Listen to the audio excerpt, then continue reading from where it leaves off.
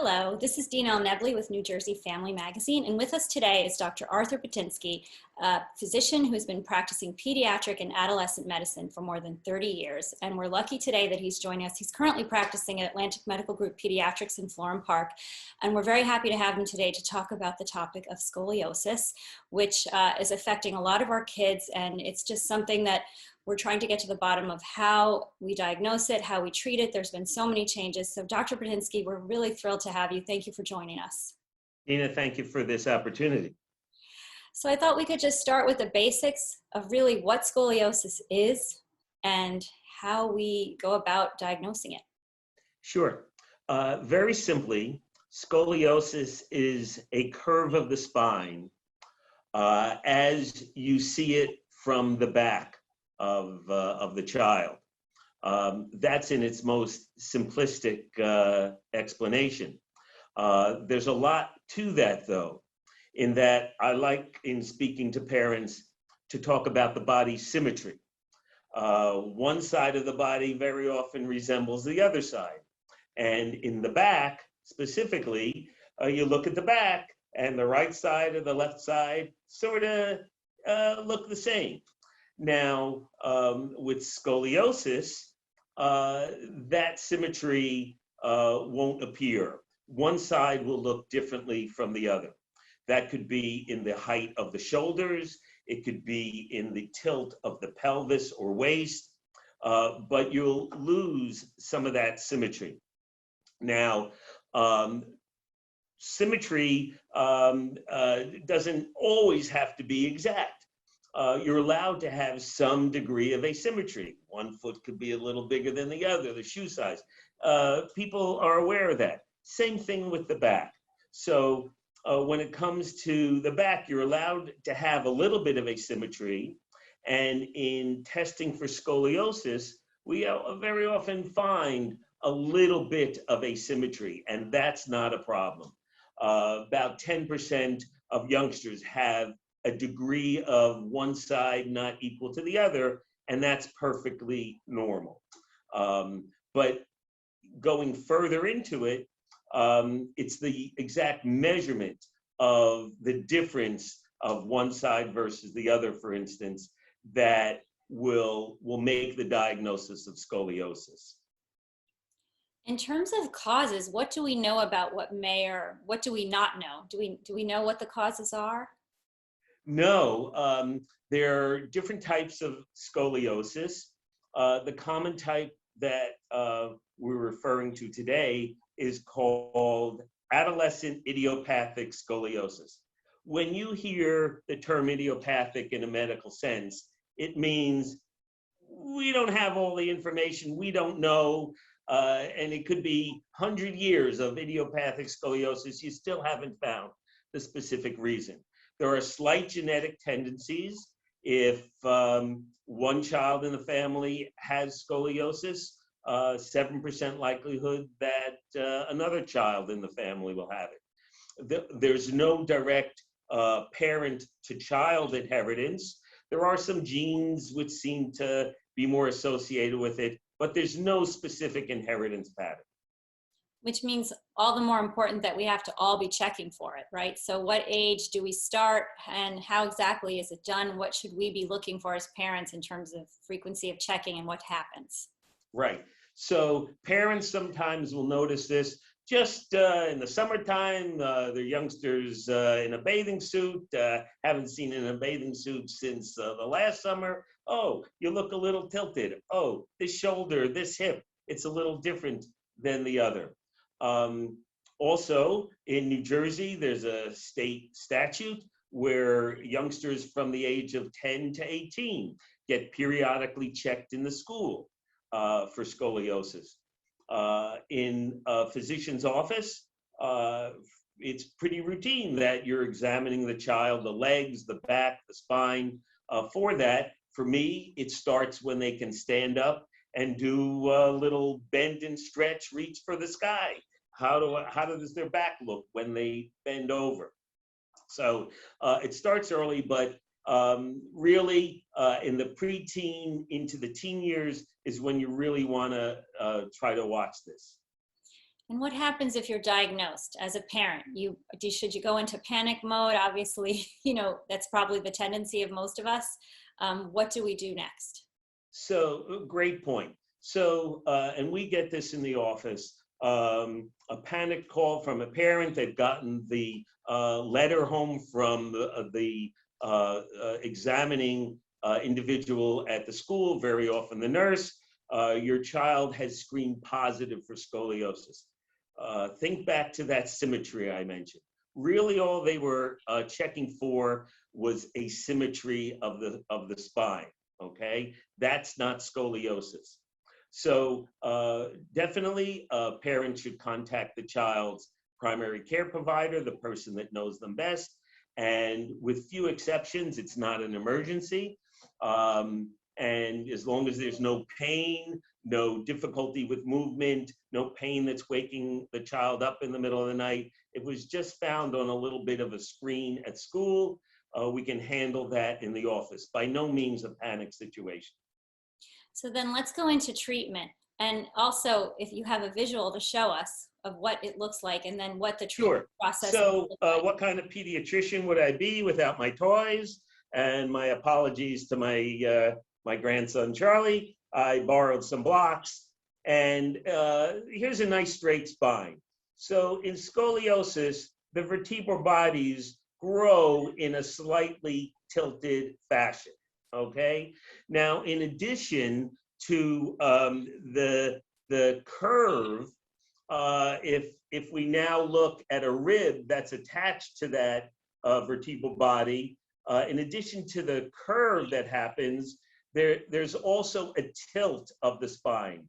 The vertebral bodies rotate. And this is what we use as the common screening tool for scoliosis, the bend test. Because not only is there a curve of the vertebral bodies, there's a rotational component, and that allows us to say, oh, the ribs on one side of the body are higher than the other. So that is the bend test, or Adam's bend test, that's been used for years. That's the screening tool. All right. Also, when we bring the youngster in, I'll be using this. It's called a scoliometer. It's basically a carpenter's level where you can run down the spine and you'll get a tilt angle. Okay. So those are the things that we're going to be doing in the office. If we identify a youngster that has a significant appearance, again, using the scoliometer, then the next step is referral to get an accurate measurement of what that asymmetry is. And the standard that you use is an X-ray. So in this pictorial representation of what an X-ray of scoliosis looks like, you see a little bit of a curve of the spine. That is measured by the radiologist or the orthopedist as something called a Cobb angle. Now, all the treatments, all the diagnosis, all the treatments are based on, number one, the Cobb angle, how much is the curve.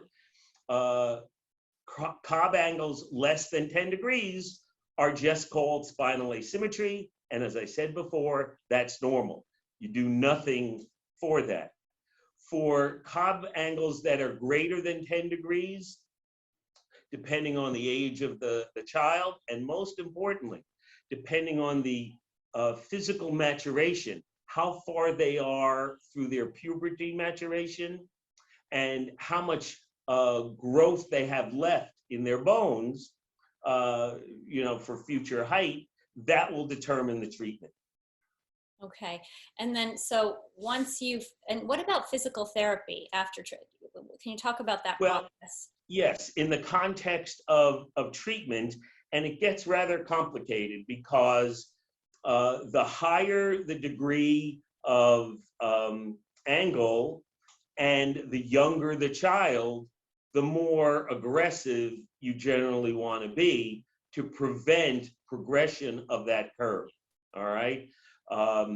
although males and females, boys and girls are both affected by scoliosis, the girls much more likely will progress further. So if you have a early pubertal girl just starting puberty and she's got a 20-degree angle when you first discover it, they're much more likely to present a problem and need treatment than that same 20-degree angle in a 16 or 17-year-old girl. Now, as far as the therapy, the physical therapy and bracing are the early treatments. If you have a mild curve and your growth is nearly finished, you might be able to get away with just physical therapy. But again, it's very individualized, and that's why you need to get an expert in the field. Once you've identified it as significant, you really have to follow it closely. The most common treatment is just observation. If I had middle school and high school with 1,000 youngsters there, okay, the incidence of true scoliosis, the curve more than 10 degrees, of those 1,000, only 30 are going to have scoliosis. And of those 30, only 3 are going to need intervention, all right? So, as you said, although parents deal with it regularly, the incidence of severe scoliosis requiring intervention is much less. When you say intervention, I assume then surgery is probably really rare, right? Surgery is the most extreme. There's observation, there's physical therapy. Bracing is the mainstay of treatment still. And then if the curve is still progressing while you're doing other therapy, surgery becomes an option.